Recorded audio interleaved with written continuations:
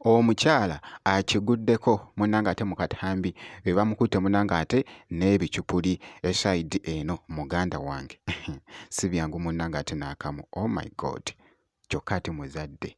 So nga ate omuyimbi Spice Diana munnange ate akakasizza esayidi eno kaakati nno muganda wange oluyimba finally lufuuse munnange ate ensonga. Bampita Jaminati nsinza ku Jaminati Yogi kakasa inti video ogimpeera like kosa ate n'okusubscribinga kasita obeera nga tonnaba. Akatambi kenkutandisiza nako ke k'omukyala munnange ate bw'otunuulira omukyala ono munnange ate mukyala almost ndowooza muzadde. Otuwa ebicupuli ky'oka oli musiraamu, lwaki omuswaza eddiini zammwe? Tukumanyi lwaki otambuza ebicupuli gw'omukazi omukadde, laba emyaka gy'olimu. Kati singa tukuyitira abavuka wabweru ne bakukuba, kiki ekikutambuza ebicupuli? Kiyuze wabula kiyuze okikube kimufiire. Lwaki ozunza ebicupuli? Tukumanyi, twakumakinga, tukumanyi naye oli mukazi mukulu.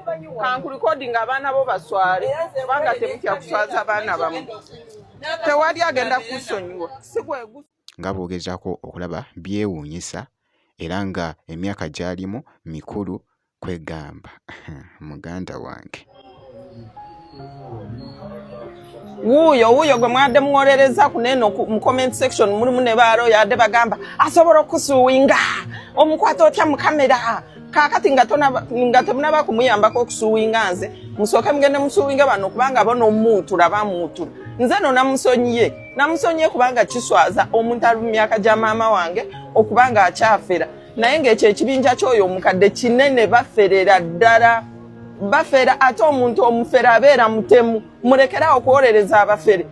Muli wanene ku TikTok omwe muleese obubbi okweyongera mu Uganda buli omu n'aba ng'asobola okufera.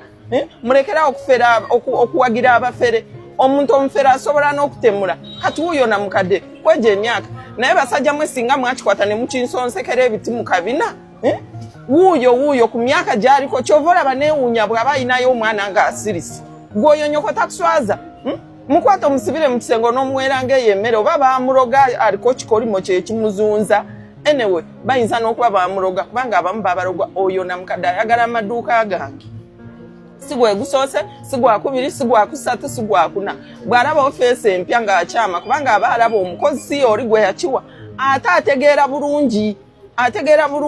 Naye ababadde banjasamira mu comment section oswaza waaki omukadde muleke mwe temukolangako bizinesi mwasama bwasami kubanga tomanyi kyekitegeeza ogenda obalansinga sente ng'osanzeemu ebicupuli. Tomanyi kyekitegeeza omuntu okujja n'akufera nga gw'okola bukozi. Muddemu munjasamire wuuyo bamuutula empi wuuyo. Omuze guno munnange ate si mulungi n'akamu kubanga kaakati bakuswalizaawo muganda wange. Ebisigadde byonna munnange ate mbikulekedde mu comment section. Naye nga nti si gwe mulundi munnange ate ogusoose.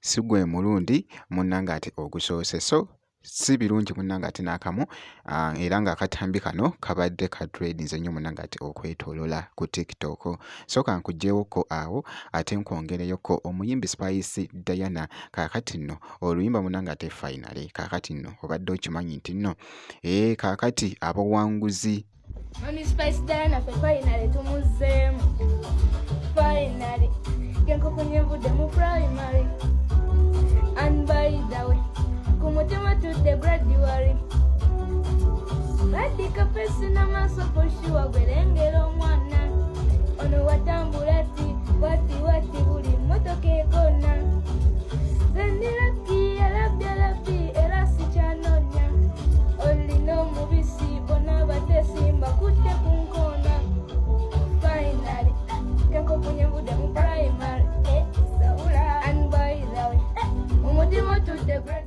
Omuyimbi Spice Diana waliwo akatambi ka dreads wano nga bw'ogezaako okulaba era ng'ali mu kugamba nti nno abaana bano beewangwire munnange ate akasente kano jjukira nti nno okola challenge wali munnange ate n'oluyimba lwa Spice Diana munnange ate olwa finally weewangulira munnange ate eside eyo. So Spice Diana bw'atyo munnange ate bw'abadde akakasa abaana bano eside eyo. Katubasabire basobole oboolyawo okuwangula munnange ate ensimbi zino emitwalo 5 wali wonna.